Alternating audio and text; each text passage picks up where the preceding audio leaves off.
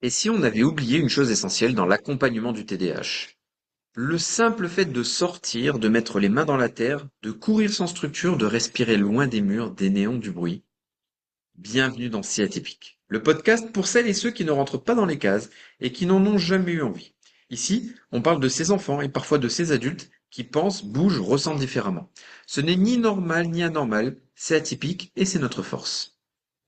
Le TDAH, ce n'est pas qu'une affaire de concentration ou d'agitation. C'est un cerveau qui réagit à son environnement. Et plus cet environnement il va être stimulant, saturé, bruyant, et plus le cerveau TDAH il va entrer en surcharge. Alors quand je vois un enfant surexcité, après un moment à l'intérieur, je ne pense pas manque d'éducation et je pense plutôt à environnement inadapté à son profil. Les études, elles sont très claires. Le jeu en pleine nature, il améliore la concentration, diminue l'impulsivité. Et ses effets sont supérieurs à ceux du jeu dans un parc structuré. Et encore plus quand c'est dans un espace clos ou un intérieur bruyant. Donc il vaut mieux jouer en pleine nature dans la forêt que dans un parc à l'extérieur, plutôt que même dans un parc construit en intérieur. Une étude a montré que l'exposition à des environnements verts a un effet régulateur sur les enfants qui sont porteurs d'un TDAH.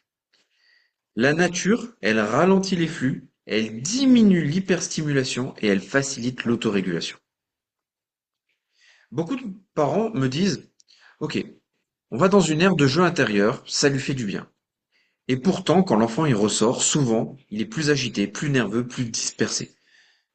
Moi-même, quand je me rends dans ce type d'activité en intérieur, je vois très souvent des enfants qui sont surexcités et même qui pleurent énormément quand ils doivent repartir ou quand leurs parents leur demandent de se calmer un petit peu. Et pourquoi?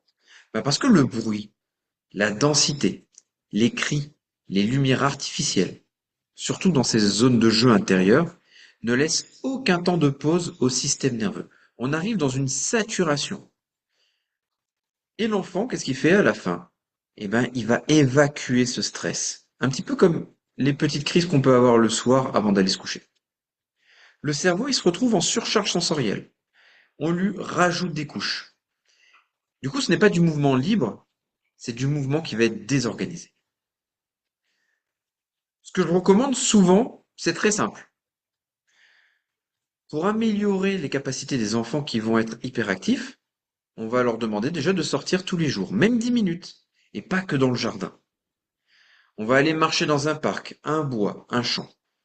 On va créer des routines extérieures régulières, notamment par exemple aller à l'école à pied si c'est possible. On va éviter les structures trop stimulantes quand l'enfant est déjà agité. Et on va privilégier le jeu libre, pieds nus, sans consigne. La nature n'est pas une récompense, c'est un outil thérapeutique et souvent le plus sous-estimé. Et si l'environnement était déjà une partie du traitement? Pas un protocole, pas une application, juste sortir, respirer et ralentir. Merci d'avoir écouté cet épisode de Si Atypique. Si vous l'avez trouvé utile, pensez à vous abonner, laisser un like, une note et le partager autour de vous. Vous pouvez retrouver un guide offert sur les liens qui se trouvent à côté du podcast et vous pouvez retrouver également un livre avec 5 astuces qui sont données et structurées pour vous permettre d'accompagner vos enfants qui ont des troubles neurodéveloppementaux. Merci et à bientôt.